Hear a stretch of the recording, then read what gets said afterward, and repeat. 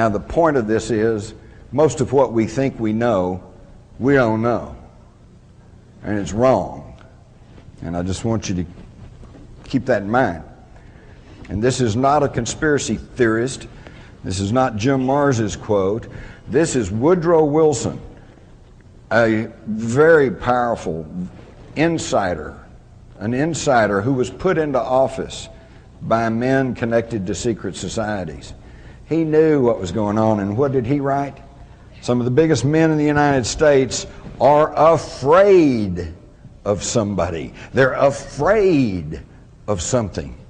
They know that there's a power somewhere so organized, so subtle, so watchful, so interlocked, so complete, so pervasive that they'd better not speak above their breath when they speak in condemnation of it. How much more do you want, folks? He's trying to tell us what's going on. So I'm going to quickly run you through the modern secret societies and how they connect, and I'm going to try to do this as rapidly as possible to get to the really good stuff. We'll start with the Trilateral Commission, which is one of the more recent ones. This was formed in 1973 by David Rockefeller and one of his henchmen, Zygmunt Brzezinski. And it was obviously an outgrowth, an extension of the even older and more secretive Council on Foreign Relations, because David Rockefeller and Brzezinski were both members. All 7 original members of the Council on Foreign Relations were members of the, 7 members of the Trilateral Commission were members of the Council on Foreign Relations. So it's safe to say that it was simply a little more open, a little more public, extension of the Council on Foreign Relations. What it also did was, because of its name, trilateral, which refers to the trilateral nations of Japan at that time, to include China now, North America and Europe, the trilateral nations. And so not only was it an effort to have a little bit more open, less secretive organization, but to also to include the Asian economies. They put out various position papers, and I particularly like the one they issued in 1975, Democracy in Crisis, where they basically said and argued that, there's a little bit too much democracy in the United States, and it's just really not good for business, so maybe we need to curtail that a little bit. Now, that was 1975, and I asked some of you older folks here about my age, do we have more or less democracy in the United States today? Seems like that they're getting what they want. You might also notice that I found it interesting, the logo of the Trilateral Commission looks suspiciously like a stylized swastika. And that may not be my imagination, as you will soon see. Senator Barry Goldwater, in his book, With No Apologies, just flat stated that the Trilateral Commission is intended to be the vehicle for multinational consolidation of the commercial banking interest by seizing control of the political government of the United States. And in fact, that seems to be what exactly is going on right now, is a merging of corporate with federal government. Which brings us to George W. Bush, who I call a post-turtle. Some of you say, what's a post-turtle? Well, that's a term we have down in Texas. You're driving down a country road and you see a turtle perched up on top of a fence post. That's a post-turtle. You know he didn't get there by himself. You know somebody put him up to it. And you know he can't do anything while he's up there. And basically all you want to do is help the poor creature down. Post-turtle. If it wasn't so serious about what's going on, it really would be pretty laughable. So now that tracks back to the even more secretive Council on Foreign Relations. This was formed in 1921 by a group of people that were including Colonel House, who was the right-hand man, shadow to Woodrow Wilson, and their whole avowed purpose was to educate the American public on the desirability of global government. And why did they feel like they had to do that? Because they had already made their first attempt, the League of Nations, okay? But it didn't work. Why? Because the Senate of the United States said, I'm not sure we're ready to give up our national sovereignty. How many times have you heard the politicians in the last year or two talk about sovereignty? They don't talk about it, do they? For that matter, when's the last time you heard a national politician refer to the republic? They don't talk about that much either, do they? And while we're here, let's stop and briefly and let's explain what I'm talking about here. Oh, all they talk about is democracy. Democracy. God save democracy. We love democracy. The terrorists hate democracy. Well, what is democracy? Democracy is ruled by the majority. What's the primary example of democracy in action? A lynch mob. Okay? Everybody says lynch him, so they do. Folks, this is not what we were handed by our ancestors. This was never intended to be a pure democracy. What we are supposed to have in this country, with its Constitution, its Bill of Rights, is a democratic republic. Now, what's the difference? In a pure democracy, the lynch mob. Lynch him, okay? You string him up. In a democratic republic, you have to go through a system of laws, checks and balances, courtroom procedure. You have to give the guy a fair trial. There are certain procedures and laws that you have to follow. He has the right to meet his accuser. He has the right to defense. He has the right to cross-examine the evidence and the witnesses against him. And then if he's found guilty, then you can hang him. Okay? That's what we're supposed to have. And this is not what we have now, is it? Now they can grab you, lock you up, and if one man, John Ashcroft, who's up until 9/11's whole claim to fame was throwing covers over the bare breast of statues in Washington, D.C. because he was upset. Oh. Talk about a boob. I didn't say that. But on his word alone, you can be declared an enemy combatant and held without trial and without legal representation. They are stripping the liberties that we are guaranteed in this country. And it really is amazing to me, because if Osama bin Laden was indeed behind the 9/11 attacks, and there's still been no real proof that he is, but if he was, and if his goal was to destroy a democracy and to end our freedoms, he succeeded, hadn't he? But we know that some bearded guy over in a cave somewhere is not responsible for everything that's going on in the world today. Who's responsible are these people.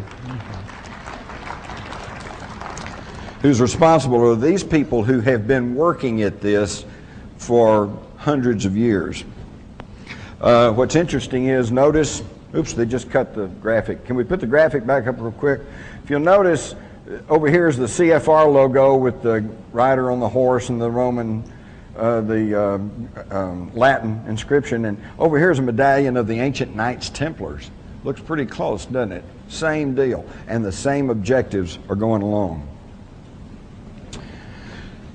They consolidated all of this a long time ago with the formation of the CIA and with the National Security Act of 1947. The National Security Act of 1947 is really what began to sound the death knell for freedom and democracy in this country. It was signed on September the 27th, I believe, of 1947, and it's really interesting to see what happened there. Now, most of the things with the National Security Act of 1947 we're all kind of familiar with. We know it separated the Air Force from the Army as a separate branch of service. We know it created the CIA.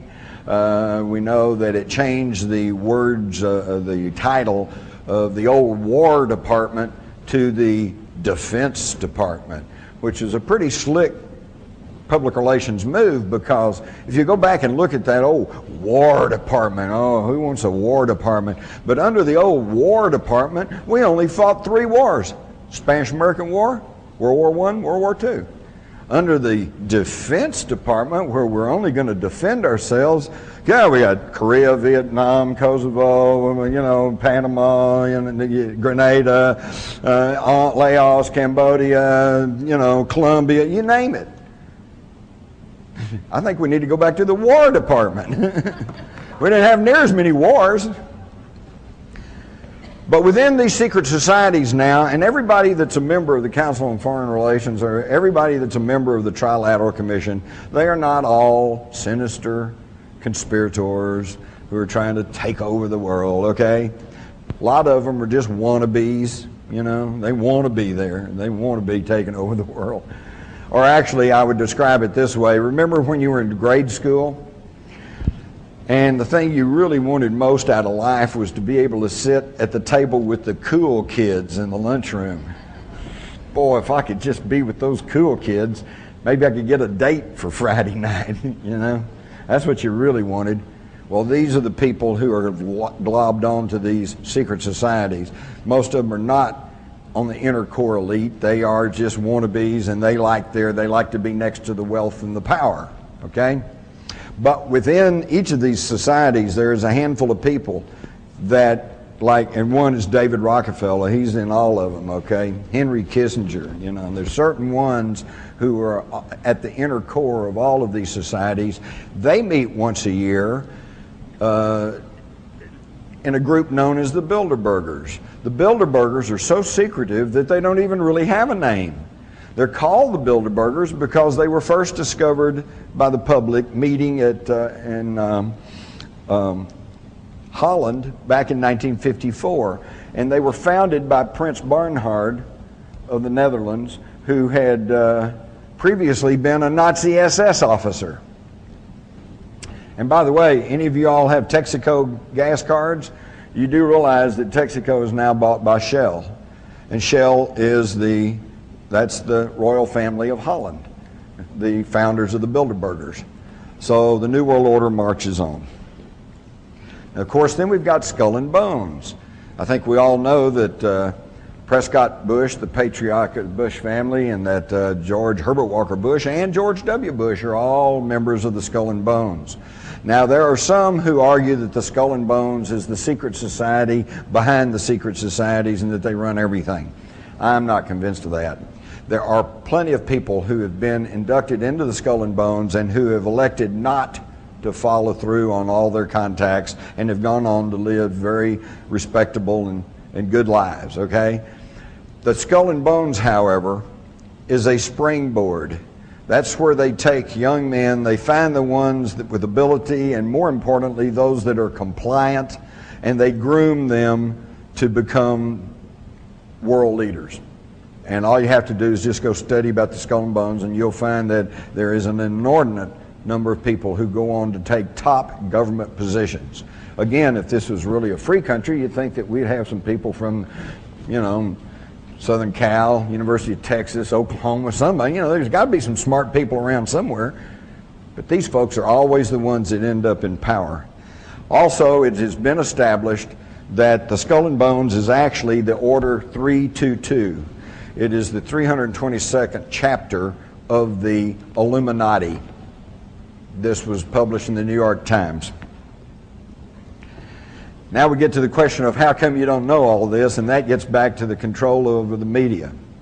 First, you have to understand the media cannot control these people, these secret societies cannot control all the editors and all the reporters across the country. No, they control the media through the distribution of the information. Just in the past several months, there have been some massive anti-war demonstrations taking place in California, in Denver, in Washington. And most of you have heard little or nothing about them. And when you did hear about them, 30,000 people gathering. Try 500,000. There have been massive demonstrations in England and in Germany, and you very rarely hear about that. This is because they control not the editors and publishers, but the distribution of the information. And how do they do that? I've listed two here, Time Warner and Disney. There's another couple that I could mention. Viacom is another one. Vivendi is another one. Clear Channel is now buying up all of the radio stations in this country. Clear Channel bought up Premier Radio not long back, and now two of its leading voices, Whitley Strieber and Art Bell, are no longer with us. Okay? And who owns Clear Channel? Well, it's connected to the Carlyle Group. That's Henry Kissinger and the Bush family. Okay? So they are clamping down on the access to information.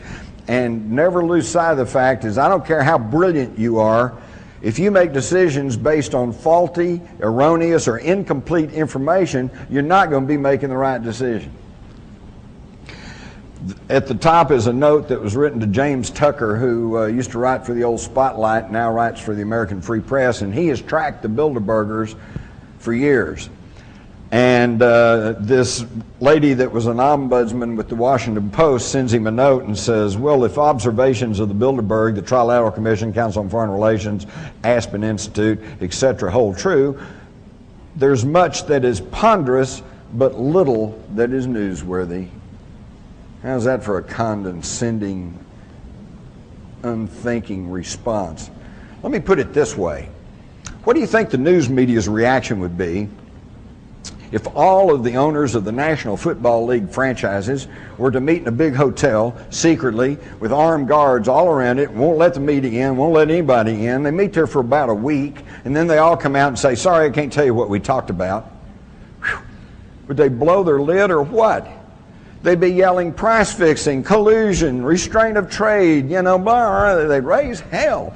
But you get the leaders of commerce and banking and industry, and they meet once a year, and they hide themselves off in some big, well-guarded resort, and they come out and say, we're not going to tell you what we talked about. It makes a mockery of freedom of the press. It makes a mockery of freedom, period. We have got to start understanding who's really calling the shots, because until we understand what's really going on, how can we make any decisions or do anything about what's happening in our own country? I had to throw in this cartoon.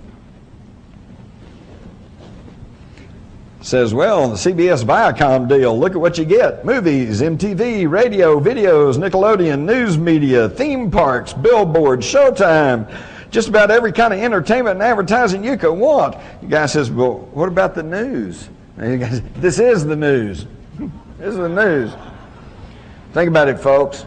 Not long back, I'm sitting at home, and I don't watch TV that much, but I happen to have it on. They said that we're going to interrupt for a news break. I'm going, okay, good. I'll get to the headline news, kind of get caught up. There were 4 stories that they put out over this 2-minute news break or whatever it is, and all 4 of them were sports stories.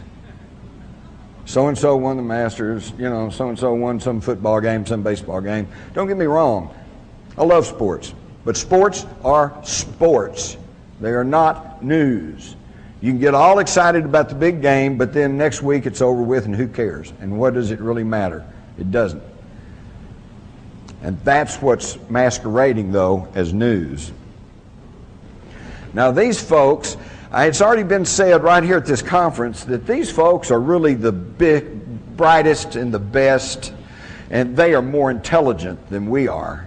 And it's only right and proper that they run everything, because they only have our best interest at heart. Well, let's look back over just the past 100 years. They've given us 2 world wars, 2 depressions, one acknowledged and the one currently not. And it doesn't sound like they're operating in our best interest. Not at all. They give us the Persian Gulf War. That was Daddy Bush's war. Drew his line in the sand. Just happened to be north of the Harkin Energy holdings of his son George W., who just by sheer coincidence, I'm sure, sold off the bulk of those holdings right before the invasion of Kuwait and made himself almost a cool $1 million by selling short on that. You think Daddy might have whispered in his ear? Oh, no, wouldn't do that, would they? Of course they would. And then the whole thing ends, just as everything's closing in. Got too much to cover here. I could give you the whole story. When the American ambassador goes to Saddam Hussein, April Glaspie, and she testified to this in front of Congress but didn't go anywhere, he says, we're going to go back to our original boundaries, which means he's going to take back Kuwait, which was illegally taken and carved out of Iraq in the first place by the British years ago so they could get their hands on some of those southern Iraqi oil reserves. And he asked the American ambassador, you know, what do y'all think about that? And her almost exact answer was, well, I've been instructed to inform you that we consider that an Arab problem and we don't really have any thoughts on that. What does that sound like? Sounds like do what you want to do. And then the minute he sends his troops into Kuwait, oh, he's the new Hitler. All right, and the Saudis put up a $12 billion war chest hidden in a secret account in London for George Bush to use to prosecute the Persian Gulf War. It's a deal, folks. It's just a deal. They're all just deals. This whole thing right now, I'll tell you what I suspect. We all know this thing about Iraq is about oil. But why do we need the oil? We got plenty of oil in the United States, and we're not getting that much out of the Middle East anyway. And besides that, we now have our troops in Afghanistan, which means we now control the Caspian Sea oil reserves. Something that's been a big bone of contention for the last 100 years, ever since the Nobel brothers went over there and started production in the Caspian Sea area. When Hitler sent his Sixth Army charging through the Ukraine, they weren't going to capture Stalingrad. They were trying to get to those Caspian Sea oil reserves, but they got stopped at Stalingrad. It's been a big bone of contention. Everybody wants to get a hold of Caspian Sea oil. Well, now we have it. And Britain now wants their share. They want the Iraqi oil. And it's really funny because we see Tony Blair standing up, and he's pushing for war with Iraq just about as hard as George Bush. And we think, oh, our wonderful British allies, boy, they're with us through thick and thin. I think once you study these secret societies and where they came from and who's really behind all this, it's the other way around. BP wants the oil, but they can't move British troops into Iraq because, quite correctly, that would be perceived as aggression. But the United States has already fought a war with Iraq, so we can go in and take it for them. Y'all just hide and watch. If we have a war and we have a regime change and we gain control over Iraq, you hide and watch if British Petroleum doesn't get a big chunk of that. It's all about oil. We all know that. And the problem is we're all so fat and sassy. Well, yeah, but I got to have gas for my car, man. I got to drive down to the 7-Eleven and get a pack of cigarettes, you know. I mean, yeah, it's only a block away, but who wants to walk a block, you know? We are just really we just have no idea of the misery in most of the world because we all have it so well. I mean, you know.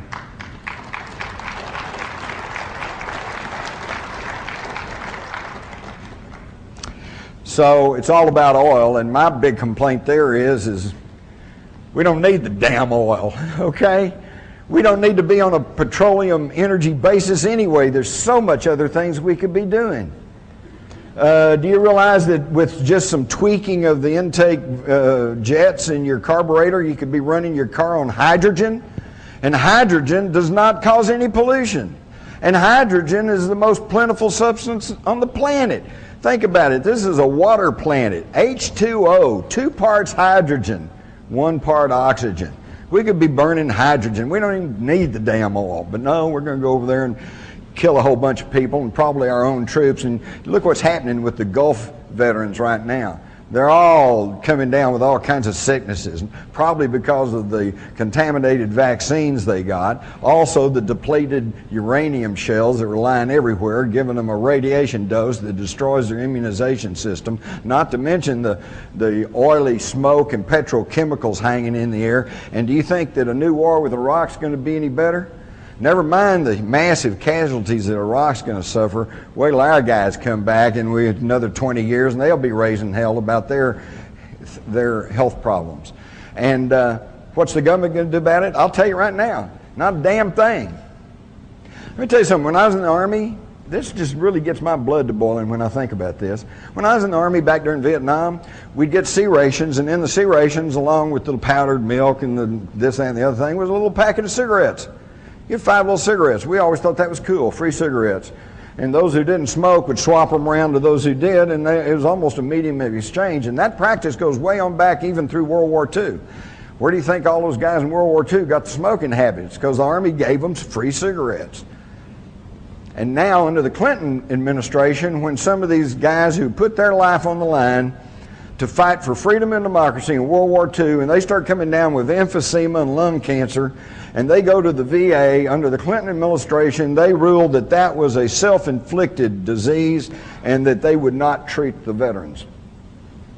That's shameful, folks. That's shameful. You give your soldiers cigarettes all through their career and then you won't treat them when they get a health-related problem? Unconscionable. But that's what happens when you let these secret society creeps run your country. Going back past the Gulf War, and now we get back to Vietnam, and Lyndon Johnson and his wise men, okay? He surrounded himself with about 12, 14 guys, and they were, every one of them, Council on Foreign Relations. In fact, Vietnam, the thing I never could quite figure out is why were we fighting 9,000 miles away from the shores of the United States? Well, let me tell you why. Because right after World War II, the Council on Foreign Relations published some papers that were saying we needed to gain control over the mineral resources of Southeast Asia, which at that time was called French Indochina. All right, but then in the spring of 1954, the French got defeated at the Battle of Dien Bien Phu, and they withdrew from French Indochina. Within weeks, John Foster Dulles, a founder of the Council on Foreign Relations, and who was then Secretary of State to Dwight Eisenhower, goes to the Philippines and creates something called the Southeast Asian Treaty Organization, SEATO. And he later explained that he did that to give the American president the legal precedent for intervention in Southeast Asia. That was the beginning of the whole thing. Now, is he acting on the best interest of the United States, or is he acting on the best interest of the Council on Foreign Relations that wanted control over those mineral resources? And of course, I don't have to tell you what happened. 58,000 American lives later, we finally slunk away with our tail between our legs, defeated by a bunch of guys in rubber sandals, thanks to the wise men. And in the middle of this, when our guys are dying in the jungles of Vietnam, who's over in Russia but David Rockefeller meeting with Khrushchev? And with the insistence of David Rockefeller and his other powerful friends of the Council on Foreign Relations, they encouraged Lyndon Johnson to increase loans to Russia at levels higher than we did in World War II when they were our allies against Hitler. Now, what does this mean? It means, folks, that while our sons and daughters and brothers and husbands were over there fighting for their lives in the jungles of Vietnam, we were told we had to do that because North Vietnam was a surrogate of China and Russia, and that if we didn't stop them there, then it's the domino effect, and they'd take over the Philippines, and they'd take over Hawaii, and they'd take over this country, and we had to stop them right there. And that they were getting arms and ammunition from China and Russia, and it was an anti-communist crusade. And to that extent, it was true. They were getting arms and ammunition and war materials from China and Russia. And Russia was getting loans from us. And they'd take our tax-supported money and they'd build facilities like the Kama River Truck Factory, and they'd crank out war materials to ship to North Vietnam to use against our guys. Does that make any sense to anybody? But that's what goes on, folks, and it's still going on. And unless we start waking up, it's going to continue. If you stop and think about it, gunfire has pretty well decided every national election from 1964 to 1988.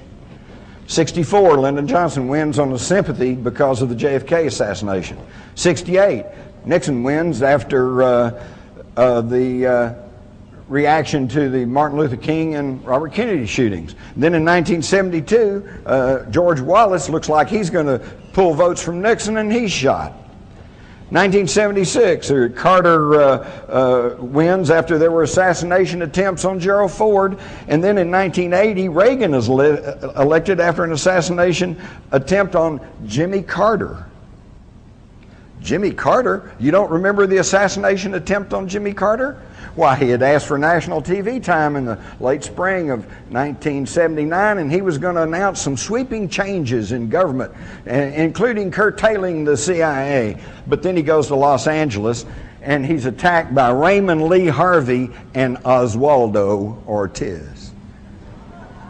So Lee Harvey and Oswaldo were going to kill him in Los Angeles. There it is. You saw it in the Newsweek article, but you don't remember that, do you? Because it didn't get distributed in the news media. And right after that, he canceled his national TV talk, went to seclusion at Camp David, called in everybody up to and including Billy Graham, and said, "I've lost control of the government." And he was out, and Reagan was in. And 2 months after Reagan was elected, he's shot. And if that bullet had been that much closer, it had hit his heart, and we would have had George Bush 8 years earlier. People don't think about that, do they? Oh, well, I guess that's a conspiracy theory. Speaking of, you're going to love this one, the Reagan shooting. All network tapes, you could clearly hear the sound of 7 shots. Bam, bam, bam, bam, bam, bam, bam. Hinckley had a 6-shot revolver. How do you get 7 shots out of a 6-shot revolver? And where did it come from? Up there, circling red, the bullet that struck Reagan was at a downward trajectory. Go back and check the media. They accurately reported that. And Hinckley, though, is standing level with him over here in the crowd, back over here beyond that policeman. Up here is a sliding glass door with a human figure crouched behind that door. Was this the person who actually shot Reagan? We don't know, because there's never any investigations, because all that's just conspiracy theory. But of course, Reagan was shot, and for months, the person who was really in charge was George Herbert Walker Bush. You're going back to Korea. You find out that Russian generals were running the Korean War on both sides. Does that make any sense? And yet the bulk of the Allied troops was our guys. United States military supported by our tax dollars. We're really being taken, folks. Go all the way back to World War II. Again, I noticed it was mentioned here at this conference that, well, everything would have been okay except Hitler was the bad guy, and he kind of screwed everything up. Well, let me tell you, folks, do your homework. Hitler didn't just suddenly appear. Hitler, number one, was a military intelligence agent who was assigned to infiltrate the Nazi Party.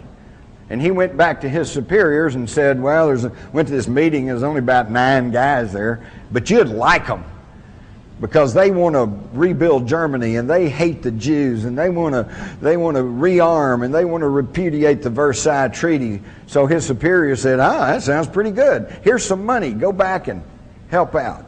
So they created Hitler. And then as he began to gain more power, who was behind him? Another secret society, the Thule-Gesellschaft, or the Thule Society, made up of some of the leading industrialists, leading intellectuals in Germany at the time. People, and also people who had an intimate working knowledge of the occult.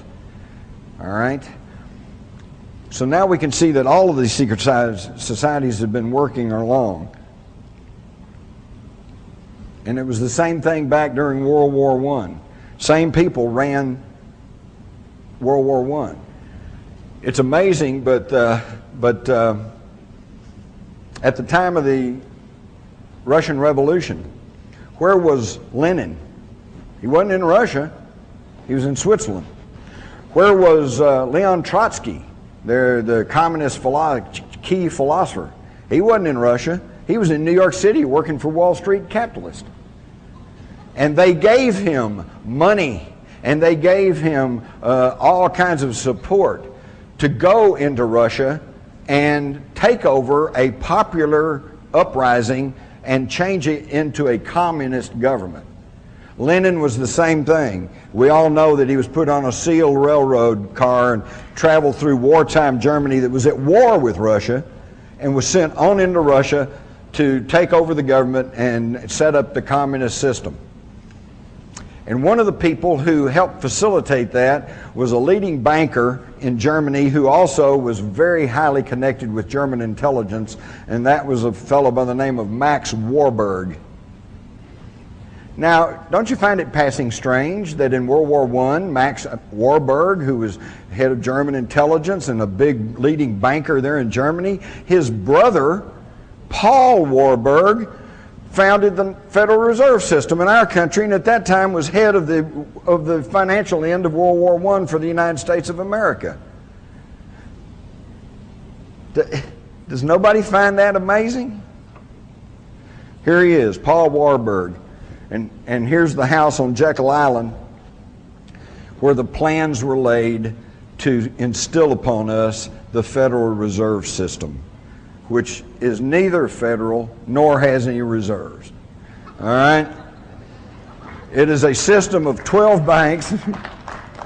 It's a system of 12 banks that are in turn owned by other private banks. And in fact, most of the studies that have been done show that the majority of ownership in the banks that control the Federal Reserve are held by people who are not even Americans. Think about that one. I could get into money and the whole thing, but let's keep going. Here's the original Federal Reserve Board, and there's old Paul. He headed up the original Federal Reserve Board. And here we see Woodrow Wilson and Colonel House and his wife. And this is where it begins to tie into the older secret societies, because as I pointed out, Trilateral Commission connects to the CFR. The Intercorps leadership is Bilderberger. The CFR was created right after World War I by Colonel House, Bernard Baruch, and others to try to sell us on the idea of globalization. And these folks had been members of the old Cecil Rhodes secret society called the Round Tables. Here is a cartoon from 1911 showing Karl Marx shaking hands with J.P. Morgan, George Perkins, Teddy Roosevelt, John Ryan of National City Bank, John D. Rockefeller, and Andrew Carnegie. They financed communism. They created it. Why? So they could play both ends against the middle. Think of Cold War. And now it's over with. And think of the billions of dollars that were squandered on that Cold War. Think of what this country could be today if we'd spent that money building schools and upgrading education, upgrading health facilities. No, that was not going to make them money. So see, back in 1911, those old folks knew better about what was really going on than we do today. And this is just a little graphic showing the New World Order and how that it tracks on down. You can take a look at that. I do want to mention the Hegelian dialectic. That sounds pretty fancy, but basically all it is just action, response, and then synthesis, whatever you work out. You all do this all the time. You and your wife or husband decide you want to go to the movies. One of you says you want to go see movie A. The other says, no, I don't want to see that. I want to see movie B. Okay? Well, the one who wants to see movie A, that's thesis. That's his thesis or her thesis. One says, I want to see movie B, that's antithesis or antithesis, the antithesis. Okay? Now, then you work it out. If you're like me and my wife, what we usually do is end up going seeing movie C, which is second choice for both of us, but it's one we can agree on. That is synthesis. And that's how it works. And all Hegel did was simply kind of work out this formula for human interaction. But where the secret society folks took a leg up on it is they figured out you don't have to wait for a problem and then offered a solution, and then how it works out is what you get. You create a problem. You create a problem, then you offer the solution, and then whatever's worked out, you got it. When the Murrah Federal Building was bombed, they had anti-terrorist legislation pending in Congress, and some of it was pretty draconian. It was going to just shred the Constitution, and most people were going, wait a minute, I don't know. They weren't going for it, and it was hung up. It wasn't going anywhere. Boom, federal building in Oklahoma blows up. I'm not going to go into that, but most of you know there's a whole lot more there than Timothy McVeigh and his little fertilizer bomb, okay? But boom, it goes up. All right, now you got a problem. And what's the solution? Got to pass all this anti-terrorism legislation. But then that's a problem. So what's the solution? Well, you work on it, you water it down, and it still got passed. Not to the extent they originally wanted, but it got passed. And it's the same thing that we knew the communists did for years. 2 steps forward, 1 step back. 2 steps forward, 1 step back. This stuff they've rammed through over the past year, Homeland Security, Patriot Act. You hide and watch as the years drove on, unless they pump us up again with some other terrorist act, which they're liable to if we start balking at everything. But courts will begin to throw some of that stuff out, and the thing will start coming back into balance. Already there are 60 cities in the United States that have passed ordinances that are ordering their local police and law enforcement people not to enforce Homeland Security and Patriot Act provisions because they're unconstitutional.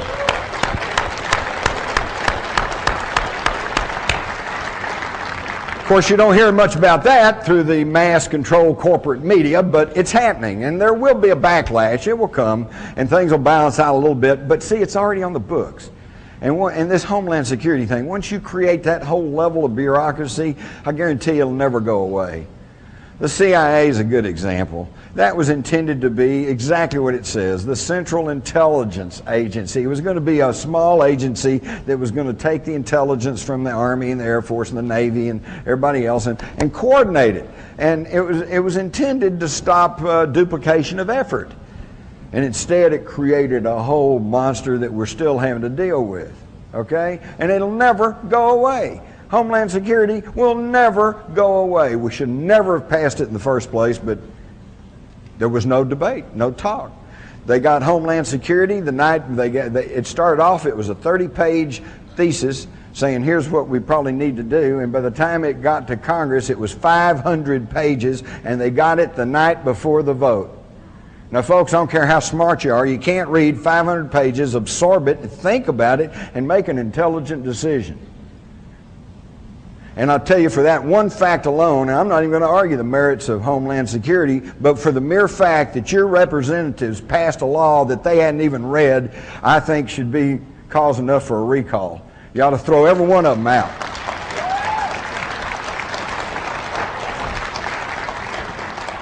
Because what's the first thing a lawyer will tell you?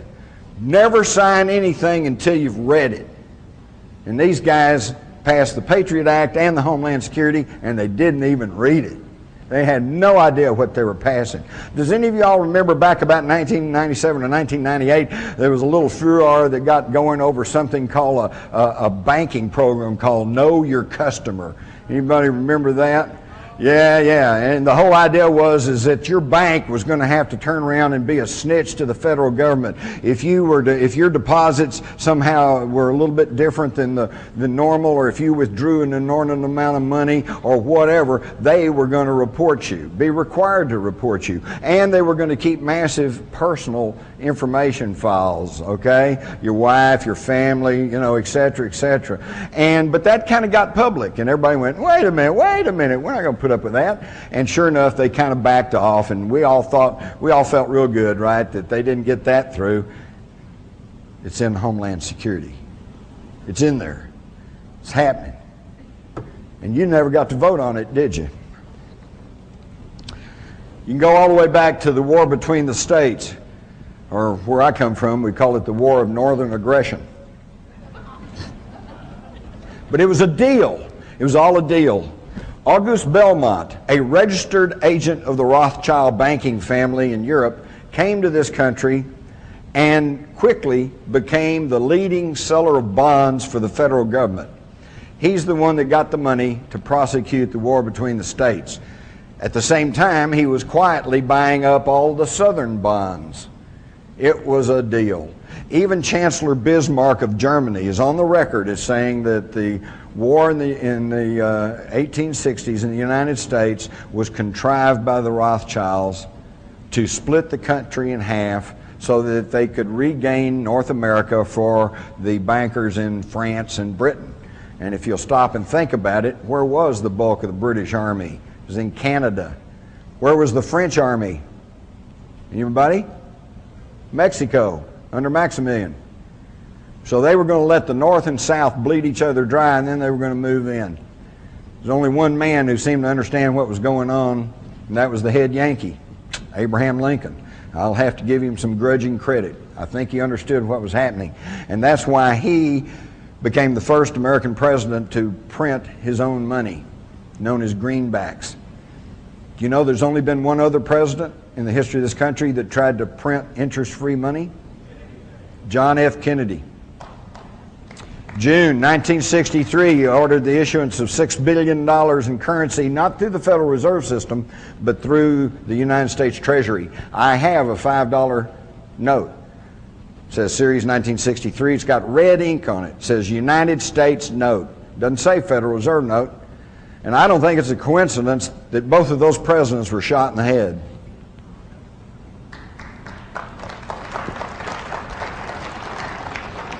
So now we can see what I call my pyramid of power. That's us down at the bottom. The poor, long-suffering public. Over us is the low-level political structure. There's your local city council, school board, and stuff. Most of whom are good people trying to do a difficult job. A few snakes in there, but you know, as we learned in the Army, there's always 2% that won't go along with the program. And your mass media.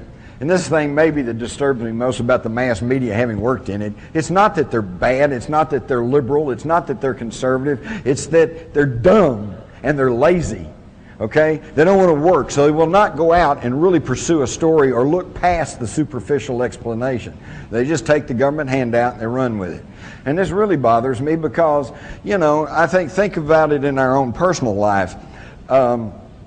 If you have a good friend and you find that friend is lying to you, then that upsets you. But that's a friend, so you try to forgive them and you try to rationalize and think, well, maybe they just didn't understand. Then you catch them lying to you again.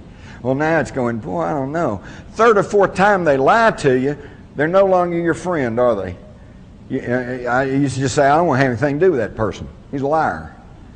Well, the government has got caught lie after lie after lie after lie, and still they come out and say something and the news media just runs with it as if that's the gospel. And then it takes 6 months, 6 years, 40 years for us to find out that it was all a big lie. Then you come on up to your military intelligence agencies and your high-level political structure. Then you come on up to the multinational corporations and the hub of the New World Order, the United Nations, and its now military arm, NATO. Okay, and then you come on up through the Council on Foreign Relations, and you notice they're not even at the top of the pyramid, because you get up higher and it even gets higher, and then you get up to John Coleman calls the Committee of 300, others call the Illuminati, and then you got a big question mark, because who's telling those people what to do? Now we start into real history.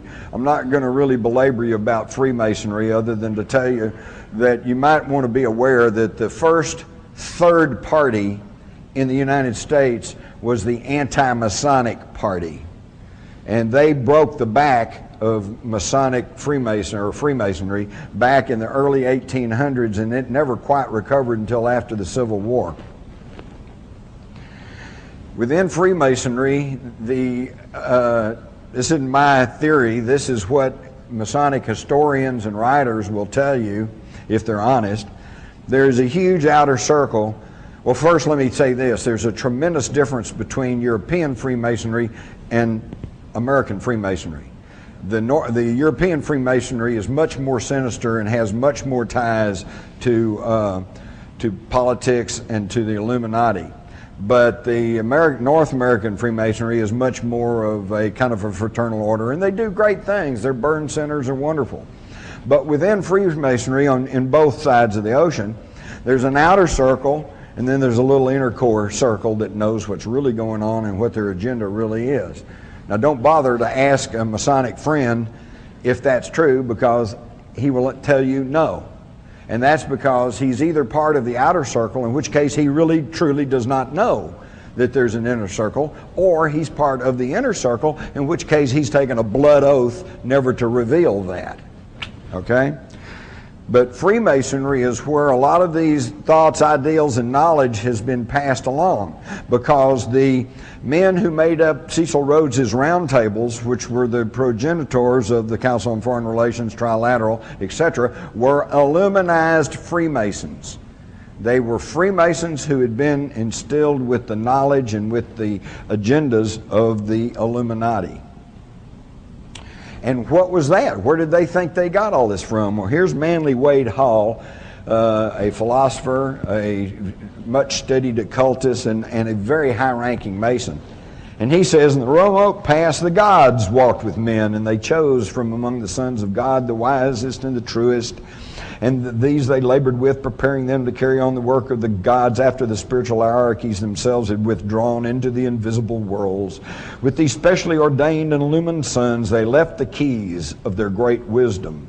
These illumined ones founded what we now know as the ancient mysteries. George Washington, big Masonic. So they're passing along the ancient mysteries through Freemasonry. By the way, if you think that the Illuminati is just something you can laugh at and just some kind of boogaboo, here's a letter in 1782 from George Washington where he said, "It was not my intention to doubt that the doctrines of the Illuminati had not spread to the United States. On the contrary, no one is more fully satisfied of that fact than I am." These guys knew more about what was going on than we do today with all our modern technology and all our electronic communications. I could spend a whole program talking about Washington, D.C. and the layout of the streets and how it was all built by Masons, and that how the floor plan, street plan of Washington parallels Virgo, which has always been associated with the Egyptian goddess Isis. Okay? So these people, and by the way, if you're not aware of this, some of you are, some of you aren't. Every time there's a space launch, okay, it's always at a certain time and in a certain manner to conform with astrological numbers. Okay? Somebody somewhere still has a great concern about the stars and what's happening. All right, there in Washington, D.C., there are 23 major zodiacs in that city, more than any other city in the world. One other thing you're going to love, I don't think it's not on this map. In the earliest plat of Washington, D.C., all the lots are numbered except one. You get up to 665, and then it jumps to 667, 668. So what's missing? 666, 666. And guess what sits on that lot today? The capital of the United States. Now, it's accepted by historians that the French Revolution was fomented by the Illuminati.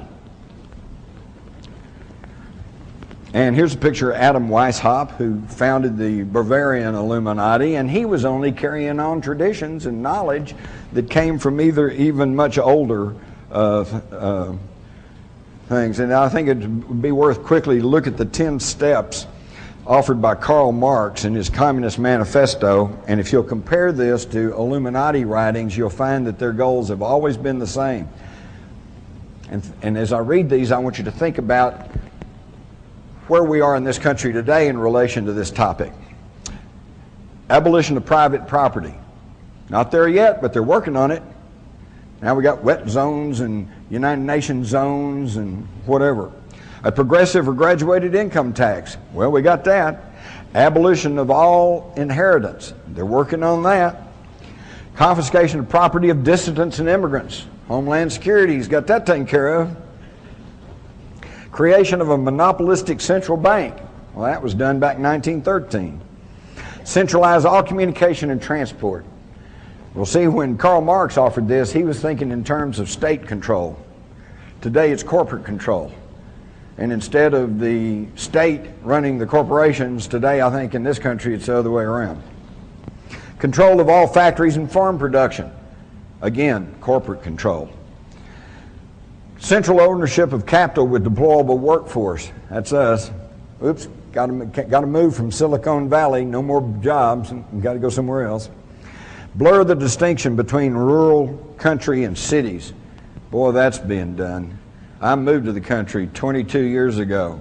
It was a wonderful little place. Now I go down there, there's McDonald's, Sonic, Krispy Kreme donut shop. You know, might as well be in Fort Worth or Dallas. Free public education for all children, which on the surface of it sounds like a wonderful idea, and I'm all for it. I think every single kid, no matter where he comes from, no matter what color he is, no matter what, should have a shot at learning the 3 R's, reading, writing, and arithmetic. But folks, that's it. After that, If he has aptitude, he should be able to go on. If he doesn't, he should go to trade schools. This thing, education has turned into a huge monster. And look what's going on in education today. And look what, you stop and check what they're being taught. And today they're not even being taught. What's important is they have to feel good about themselves. That's why they're trying to do away with grading systems. That's why they're trying to do away with the SATs and all like that. Well, we don't want somebody feeling left behind because they can't pass those tests. We want them to feel good about themselves. Well, all I can say is how good about themselves they're going to feel when they're 50 years old and all they can do is sit on the street corner and sell pencils. You know, you got to have that education. And they're not getting it. The dumbing down of America is not just a catchword. It is actually happening.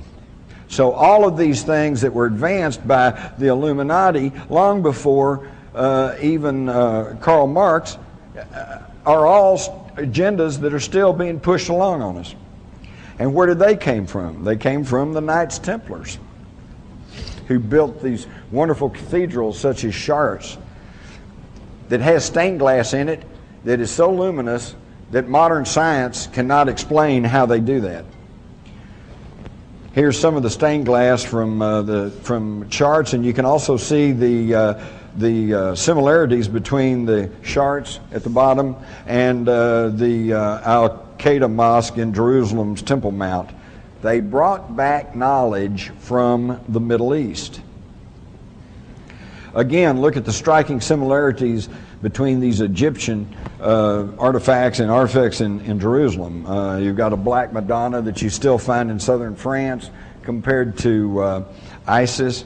Over here you've got the winged person from Egypt, and another one that was found in a 9th century BC Jewish palace. It's all the same information, folks. It's all the same. We've been taught that here's all these different empires and civilizations.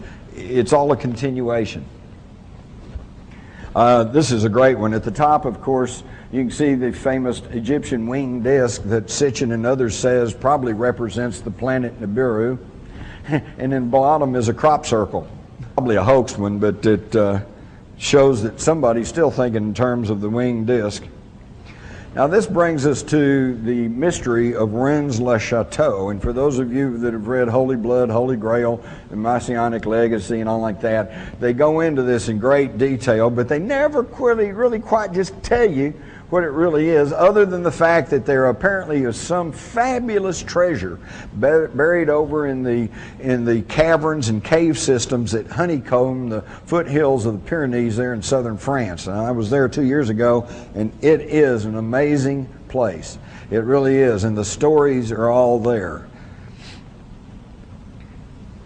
Poussin, the artist, apparently was onto some of these secrets, because in this painting up here circled in red, he seems to be giving us a fleeting glimpse of what? The Ark of the Covenant. So there's all of this knowledge that's being passed along. Here is again the Masonic and zodiacal street plans of Washington compared to the same. You see the same geometric designs being used to build Rennes-le-Château. Again, we see the same knowledge being passed down. Here's what you probably don't realize. Rennes-le-Château is on the far left corner over here, and if you connect these holy sites, you have a geometric pentagram that encompasses a 40-mile circumference area. Any of you that have read Maurice Shaitlin's book know about the Maltese cross that is in the Aegean Sea that you can only connect by getting a map and connecting these sacred sites. Again, ancient knowledge passed along. Some of it lost, some of it gets distorted, but it's all coming down through the secret societies. And where did it all start? It started in southern Iraq, also known as Mesopotamia. In the Bible, it's referred to as the Chaldees or Chaldea. Now, one of the tragic things of the turmoil that's going on in the Middle East is the fact that what you actually have are cousins, family people fighting each other, because the Arabs trace their lineage back to the biblical patriarch Abraham, and the Jews trace their heritage back to the biblical patriarch Abraham. So they're all related, but they can't get along. If we could go back to that, to the map, the Bible tells us that Abraham came from Ur of the Chaldees. So he was not a Jew. He was not even a Semite. He was a Sumerian. And he had knowledge from the ancient Sumerian culture. And he brought that knowledge where? To Egypt. This is where the great Egyptian civilization got started, with the knowledge that was brought out of Mesopotamia. Now we get to the question, and now the rest of it, more knowledge was brought by Moses. Except who was Moses? There is a very cogent argument to be made that Moses is not a name, it's a title. Moses, meaning the pretender to the throne, the one true heir. And now we go and we look at the story of Moses. Oh, he was hidden away as a baby. He was placed in a basket of bulrushes, floated down the river to relatives, raised by foster parents, educated as an Egyptian, believed in the one true God. Now, you know what? If you go back and study about Akhenaten or Amenhotep IV, you find that it's the same story. Hidden away as a baby, placed in a basket of bulrushes, floated down the river, raised by foster family.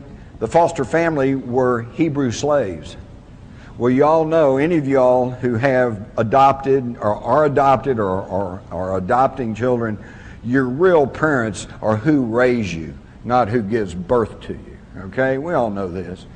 So Amenhotep is raised by Hebrews who instill in him the idea of the one true God. And when he assumes the throne as Pharaoh, he changes his name to Akhenaten, meaning the one who worships Atim, the one true God. And even in the Bible it says he was an Egyptian or had great knowledge of Egypt, was very powerful in Egypt. How does a Hebrew slave get that? So now that whole story takes on a whole different coloration. And when he is overthrown because he's shaken up the religious hierarchy of the day, which was making tons of money because everybody had to pay homage to all the various gods. They didn't like that, so they overthrew Akhenaten and they banished him. And when he left, he took his family with him, the Israelites or the Hebrews. And they considered him still the one true king, or Moses. But whether or not that's true, we find again that all of the information flows from Iraq or Samaria into Egypt. And of course we know that from Egypt then all this knowledge was centered in the ancient mystery schools of Egypt, which then went on to the ancient mystery schools of Greece and then on into the Romans, and this was our Western heritage. Now, all of this was accumulated regardless of who Moses was, whether he was a title or a name. When the Israelites were sent out of Egypt and freed, they were told to take what you need. Well, some of them, I'm sure that meant take some clothing, take some food, but some of them meant take everything that wasn't nailed down. And they took gold, silver, they took scrolls, they took all kinds of things on their travels in the wilderness. And we know that during their travels in the wilderness, they attacked and conquered a variety of people and city-states. And as was the habit in that time, oops, are we out of time? Oh, thank God, I saw something here. Okay, good, we're on track. I got to wrap this up though, because I know you're going to have some questions. So I'll make it quick. So they got this vast treasure hoard, gold, silver, but they've also got knowledge passed down from Samaria. And I'm sure they got tired of lugging all this through the desert. So at one point, Solomon built a huge temple. And part of it, of course, was to worship. Part of it was to house the Ark of the Covenant, their communication device for God, and to house and warehouse all of this fabulous treasure. So what happened to it? Interestingly enough, when the Romans took Palestine, they didn't just move in and conquer it. They worked a deal. they said, look, if you'll let us, you can keep your king and you can keep your lifestyle if you'll just pay homage to Rome. And they said, okay. And King Herod was installed, built his palace over the old, at the same place as the old Solomon Temple, there on the Temple Mount in Jerusalem, which is now, of course, a Muslim mosque, the Dome of the Rock. But then the Jews began to chafe under the Roman leadership, and in 66 AD there was a revolt. I'm sure it didn't just start overnight, and it didn't end overnight. The Romans then sent troops in, and they conquered the whole thing. Well, when they came in, they sacked Jerusalem, and they sacked the temple. King Herod's palace at that time, formerly the Temple of Solomon. But they didn't get everything, because the Jews knew what were happening, and they took everything they could, and they buried it under the temple in a series of cave systems and stuff, and they carefully hid it away from the Romans. But the Romans nevertheless got a good portion of it, maybe even half or something, but they got a good portion. And what did they do with it? Well, they took it as booty back to Rome. 400 years later, Alaric the Goth sacks Rome. And again, as the way it happens, they took everything out of there. They took what the treasure, half the treasure of Solomon, and they took it back to their home stomping grounds, which was where? The Languedoc region of southern France. And they hid it in the cave systems down there. And this was both the wealth, treasure, and particularly the information and knowledge that was passed along to a group of people that became known as the Cathars. And the Cathars then were a thorn in the side of the Roman church because they had straight information. They had information that went contrary to what the Roman church was trying to put out, and that's why they never went along with their program. This, of course, gave rise to the Albigensian Crusade, where the Pope sent a papal army through the Languedoc region and murdered everybody that was suspected of being a Cathar. That's where the expression got started, by the way, when they besieged the town of Béziers. They sent a message back to the Pope and said, how are we going to know the Cathars from everybody else? And the Pope is supposedly told him, he said, well, kill them all and let God sort them out. And we've heard that same quote. I heard that during Vietnam. You know, how do we tell the VC from the Vietnamese? Kill them all, let God sort them out. So this, but they didn't, obviously they didn't kill all the Cathars. Some of the wealthy families there in southern France were Cathars. And they knew, because they had access to this knowledge, that the rest of the treasure of Solomon is buried over beneath Herod's palace in Jerusalem. So they fomented the Crusades, ostensibly to retake the Holy Land, but in reality these French families, the Blanchards and Saint Bernard and these folks, they knew this treasure was over there and they wanted it. And so sure enough, in 1099 they conquered Jerusalem, and who shows up but 9 knights from southern France, all connected to these Cathari families. And they say, we want to form a new military order called the Knights of the Temple. And so King Baldwin says, okay. And so he allows them to form the Knights Templar. And they were supposed to be guarding the roads there, but they never did. What they did was excavate under the temple and regained the rest of the treasure of Solomon. Again, not only a treasure of gold, silver, and precious stones, but a treasure of knowledge. And they hauled it from Jerusalem back through Rome and back into the Languedoc region. And now at this point, the treasure of Solomon is reunited and hidden away in southern France in the area of Rennes-le-Château. That's what the mystery is all about. That's the treasure. Now, whether Father Saunier ever actually found the treasure is open to question. I suspect not. But he knew that that's what it was all about. He knew that this was in the right area, and that's why he was suddenly wealthy and all the strange things went on with Rennes-le-Château. And this was just a picture of the knights. That they showing their Maltese cross. And of course then the Pope goes after the Knights Templars because he knows that they have dangerous information plus wealth. What happened to the reunited wealth near Rennes-le-Château?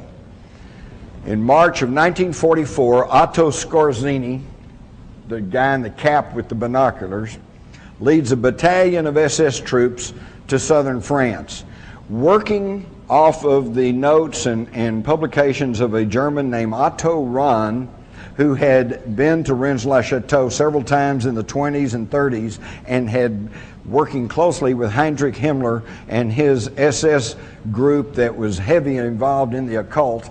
They felt like they knew where the treasure was, and on March the 16th, 1944, they send the Germans into they couldn't do it before then because southern France was part of Vichy France and technically was supposed to be free France, and they didn't want to cause any more trouble.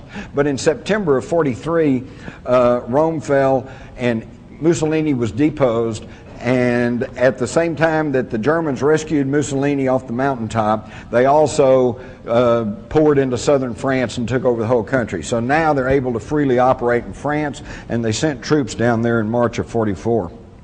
He sends a one-word telegram back to Berlin on March the 16th that says, "Eureka, I found it. The greatest, most fabulous treasure in the history of the world, both of riches and of knowledge, is now in the hands of the Nazis." They took it back to Berchtesgaden, which you can see the diagram here has an underground labyrinth of hidden systems and caves and bunkers and everything else. But it probably did not remain there. It was taken out of Germany on something called Action Adlerflut, or Operation Eagle Flight. This was instigated in August of 1944 by the head of the German Central Bank and the head of the IG Farben Combine and Martin Bormann, who by that time was running the show. Hitler was pretty much over the edge with megalomania plus all the drugs that he was being fed. These guys took the combined wealth of Europe that they had looted plus Solomon's treasure, and they created 750 corporations all around the world. Their connecting banks were the Bank of International Settlements, the Deutsche Bank, which today is still a powerhouse in the financial world, Chase Bank, which later became Chase Manhattan, and I particularly want you to notice Union Banking Corporation. Because in 1942, one of the chief stockholders of the Union Banking Corporation was prosecuted in this country by the Justice Department under the Trading with the Enemies Act, and they accused him of being nothing but a financial front man for Hitler and the Nazis. And that man was Prescott Bush, and also his father-in-law, George Herbert Walker. So when you hear people say that these people running the country today are a bunch of neo-Nazis, I want you to stand up and say that is not so. There's nothing neo about them. They're the real old Nazis.